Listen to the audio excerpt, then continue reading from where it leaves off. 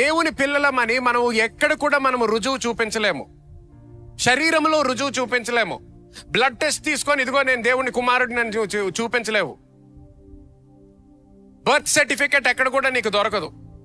Baptism certificate ఇవ్వచ్చు ఒక సంఘము, కానీ నీకు ఏదో దేవుని యొక్క కుమారుడు అనే ఒక బర్త్ సర్టిఫికెట్ నీకు రాదు, లేకపోతే ఒక DNA టెస్ట్ తీసుకోవడం ద్వారా రాదు. సో శరీరంలో నువ్వు ఎక్కడ కూడా నువ్వు అది రుజువు పరచలేవు.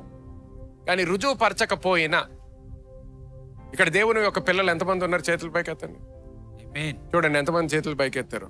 చూడు, మీరు దేవుని యొక్క పిల్లలని చేతులు పైకెత్తుతున్నారు. రుజువు ఎక్కడ అంటే మీకేమీ లేదు, శరీరములో లేదు, శరీరములో లేదు. కానీ ఆత్మలో మాత్రము నేను తప్పకుండా దేవుని యొక్క కుమారుడిని, నేను తప్పకుండా దేవుని యొక్క కుమార్తెను అని మీరు అనగలుగుతారు. చూడు ఎలాగ అనగలుగుతారు చూడండి. దేవుని యొక్క నడిపింపు నువ్వు తెలుసుకోవాలంటే ఫస్ట్ స్టేజ్ దేవుని యొక్క వాక్యం తెలుసుకోవాలి. పాలుతో మొదలు పెట్టాలి. కానీ పాలుతో మొదలు పెట్టిన తర్వాత ఎక్కడికి వెళ్ళాలి? తెలుగులో ఏమనుంది? స్ట్రాంగ్ మీట్, బలమైన ఆహారంకు వెళ్ళాలి. పాలుతో ఆగిపోకూడదంట. పాలు మొదలు పెట్టాలి, పాలు నుంచి బలమైన ఆహారముకు వెళ్ళాలి. ఇప్పుడు బలమైన ఆహారము వచ్చిన తర్వాత నువ్వు ఆ ఆహారము తినడం మొదలు పెట్టినప్పుడు, పరిశుద్ధాత్మ దేవుని గురించి కూడా తెలుసుకున్నప్పుడు, ఈ ఆహారము నువ్వు తింటున్నావు కాబట్టి స్వరము వినడానికి, ఆయన నడిపింపు గుర్తించడానికి నువ్వు ఆ స్థానంలోకి వస్తావు అన్నమాట.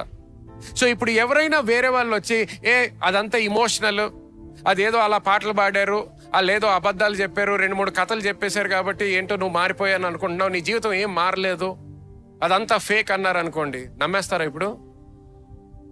కానీ కొంతమంది నమ్ముతారు. ఎవరు నమ్ముతారు? ఎవరైతే వాక్యంలో ఎదగలేదో, వాళ్ళు గుర్తించలేకపోతున్నారు అనుకోండి దేవుని యొక్క నడిపింపు, వాళ్ళు అవును నిజంగానే దేవుడు నన్ను నిజంగా రక్షించాడో లేదో, నిజంగా నాకు మారు మనసు పొందేనో లేదో, రక్షణ ఉందో లేదో, ఇటువంటి ప్రశ్నల్లో జీవిస్తుంటారు. కానీ ఎవరైతే వాక్యములో స్థిరపరచబడ్డారో, ఆ వాక్యములో స్థిరపరచబడుతున్నప్పుడు ఏమవుతుందంట? పరిశుద్ధాత్మ దేవుడు మన ఆత్మతో సాక్ష్యం ఇస్తాడంట.